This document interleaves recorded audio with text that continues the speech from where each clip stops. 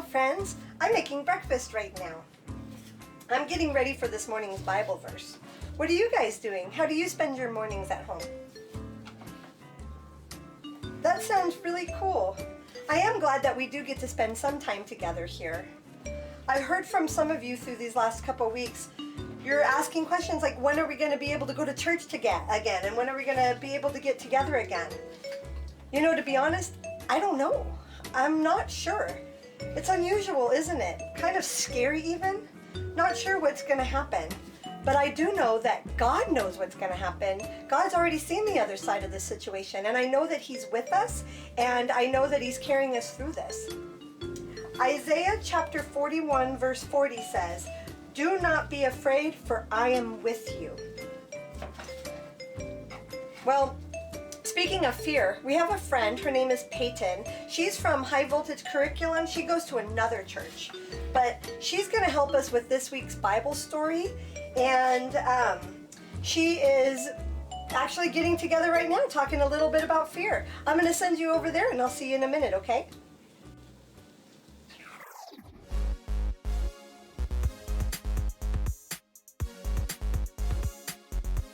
Hey there, my name is Peyton, and I'm here to talk to you about something that is a big deal to kids: fear. Fear is a really big deal in the lives of kids, even adults too. There is an entire holiday that celebrates fear, Halloween. So, let me ask you, what are you afraid of? I'm afraid of butterflies. I am so scared of my math teacher. I'm afraid of praying mantis. They look like a walking stick. I am afraid, scared, terrified of scorpions and roller coasters. I'm afraid of playing the piano and hitting the wrong note. What I'm most scared of is giraffes dying. My biggest fear is rolling trash cans. As you can see, there are many different things that cause fear. Whether it's scary animals, the dark, whatever. Did you know that there are many people in the Bible that have dealt with fear? It's true.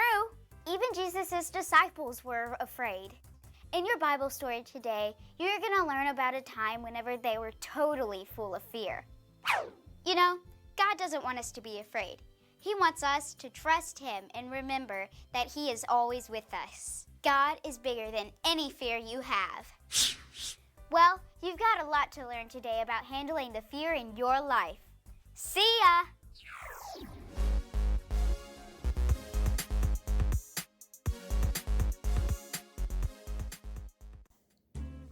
It's true. Everyone deals with fear. But now that I am done with breakfast, it is time for our Bible story. It is a time when the disciples were afraid. It's coming from the book of Matthew, chapter 8, verses 22 through 25. Jesus was doing what He loved to do, teach people. It had been a long day, and Jesus was really wanting to get away from the crowds. So He asked His disciples to push the boat out to sea and to go to the other side so He can have some time alone. So the disciples did just as Jesus had asked. They set out to the Sea of Galilee. Everything seemed fine for quite a while. But suddenly, out of nowhere, a giant storm came upon the boat. The disciples started freaking out. The wind and the waves tossed and turned the boat. The water came over the sides of the boat. The disciples were so afraid as they tried to keep the boat afloat during the storm. This whole time, however, Jesus was sound asleep in the boat. He wasn't even worried. The disciples went to Jesus and tried to wake Him up, saying, "Master, Master, we're going to drown." They were so afraid the water was going to overtake the boat and cause it to sink. They really didn't want to die just yet. Jesus, He looked at the storm, He looked at the disciples, and asked them the big question, "Why are you afraid?" I'm sure the disciples thought, "What do you mean, why are we afraid? Do you not see this storm?" Jesus definitely saw the storm. He just wasn't afraid of it. Jesus walked up to the front of the boat, lifted his arms to the angry sea and said, "Peace, be still." Suddenly, the wind stopped and the rain stopped and the waves stopped, and it was no longer a stormy sea. Instead, it was calm and peaceful sea. The storm had stopped. Jesus turned to the disciples and asked them, "Where is your faith?" Jesus was teaching them that they didn't need to run around freaking out in the storm. They forgot that the very person who has the power over the wind and the waves was right there in the boat with them. Instead of focusing on the storm, they should have focused on the one who can calm the storm. That same one is here with us, today and always.